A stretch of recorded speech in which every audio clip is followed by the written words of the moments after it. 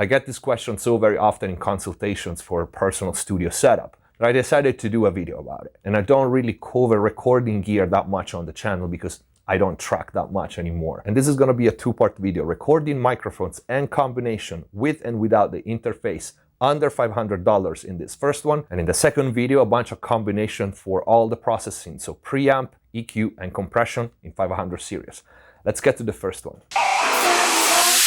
Hands on my neck, hands grip my throat.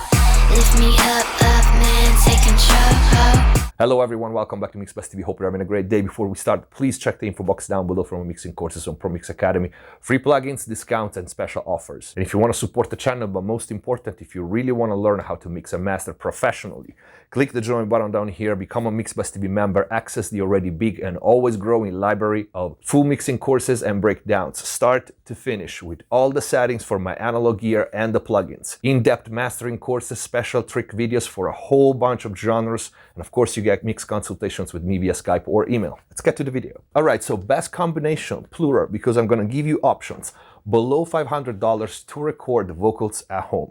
The first scenario, you don't have an interface and you need an interface. My first pick for a total of $480 would be the Motu M2 interface. And for the microphone, I'm giving you two options, the Sennheiser MK4 and the Audio-Technica 4040. I reviewed both M4 and M2 Motu interfaces on the channel. They are absolutely amazing. They have the same preamp and the same converters that my extended system here. So an 8 Pre-ES and an A16, which are two of my four converters. They're absolutely amazing, and the price of this interface for the quality is stupid. The Audio-Technica 4040 is a great microphone, has been around forever, has been used in countless recording. Absolutely safe bet for a whole different range of vocals. Is really a workhorse microphone, is fairly flat, which you shouldn't see it as a bad thing. There's no excessive coloration or hype in any frequency ranges, so you won't really have bad surprises when you use this mic.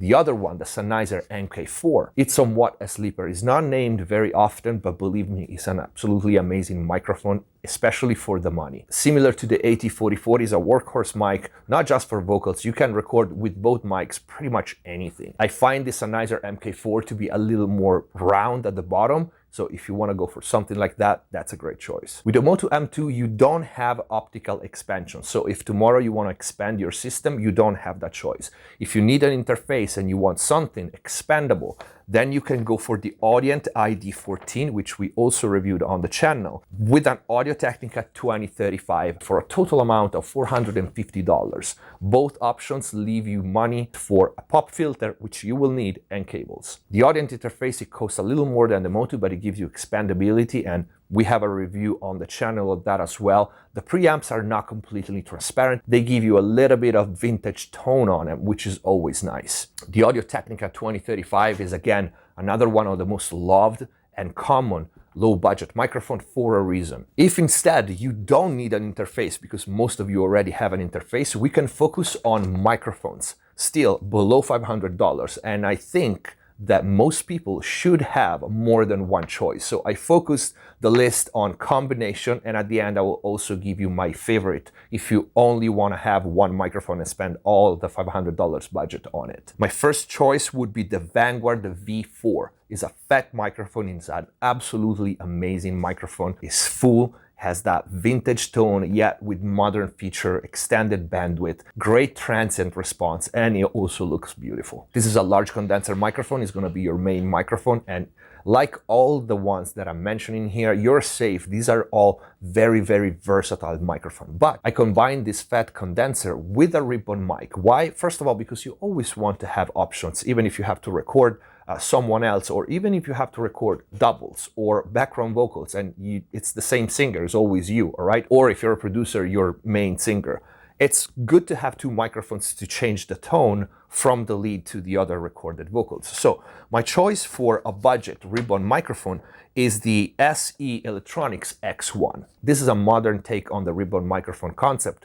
It has a slight boost at the top end before rolling off, I think, at 16K. So it's not as dark as we are used to hear other ribbon microphones, which is the reason because I would pair the classic condenser microphone with ribbons. I have another choice for the ribbon. First of all, because many vocal recording, vocal home recording, have the same problem, too much high-end, too bright of a mic, especially the cheap ones. And a ribbon definitely helps with that, especially if you have to stack vocals, doubles, background vocals, like I said before, or you're working with maybe a singer that has a particularly harsh S's or a very, very bright tone. The second choice for a ribbon microphone to pair with the Vanguard, if you want to go for a more vintage kind of microphone, would be the Golden Age R1 Active MK3, which is again another ribbon mic. This one is active, so you don't hit that much gain, you don't suffer from the noise that some ribbon microphone, passive ribbon microphones have, and this one has a nice roll off at the top end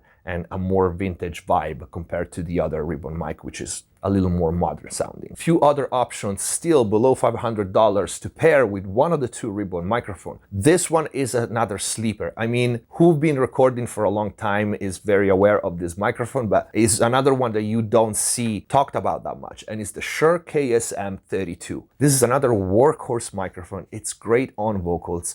It is very forgiving, and you will not have problems with harsh Hesses and too bright of a top end. And for me, Shure microphones have something familiar in their sound because they're widely used live, so something else to keep in mind. These two would be my first choice, but for the same price, you can pair with the ribbons, the MK4, the Sennheiser, and the AT4040 that we mentioned before, all in the same price range. The last option for a $500 combination of microphone to cover most bases, it will be the ubiquitous Shure SM7 and the Audio-Technica 2035. This will put you at $550, so $50 over the budget, but it's totally worth it. You have the AT2035, we said before, workhorse microphone with a little bit of color, and the SM7B, which is my desert island microphone, and many others. This mic is probably one of the top mics that saw more vocal recording than any other microphone in the history, and will cover such a large spectrum of genres and voices: male, female, rock, hip-hop, acoustic, you name it. And it's first choice if you don't have a treated room where to record vocals in. If there's a lot of reverb, if it's not treated, if you have a lot of flutter echoes, because this mic has the best rejection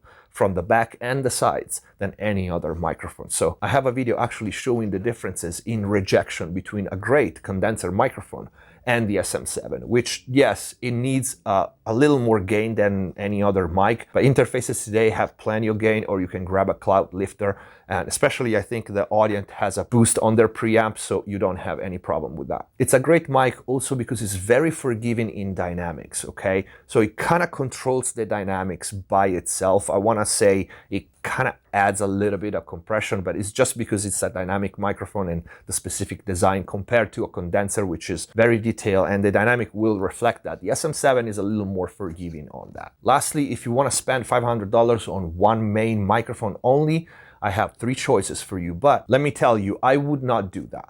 Simply because $500 is not enough to get a microphone that is gonna be kind of forever and your main mic, okay? My first choice for one mic to cover everything would be the OC818 by Austrian Audio, but it costs more than $500. So I wouldn't do it because $500 is kind of an in-between budget for one mic that doesn't put you above of the other choices. I would rather, for someone that is just starting out and wants to record vocals and other things, to have the two mic options. But with that said, a great choice would be the SE Electronic SE4400. This is basically a version of the 414, the old AKG. So it really is a workhorse mic, and it works very, very well for vocals. Again, it's a balanced mic for what we mentioned before, but again, so many records have been recorded with an SM7, which is $300 and something. So price matters, but the match between the voice, the recording artist, the microphone, and the preamp, I want to say, it's much more important than the price tag. So this would be a great choice. The second choice, different from what we mentioned before, if you want a tube mic in this price range, so $500, would be the MXL Tube Revelation 2. This is again a modern take on the tube microphone. It's very open with a big low end, it handles SPL well, and will definitely give you that tube character if you want. The last one is the Avantone Pro CV12. Again, for $499, just like the others. This is a take on the C12 microphone, all right? The the old AKG C12 microphone, historic microphone that is not available anymore. Is like, if you find this, it's gonna be like $20,000.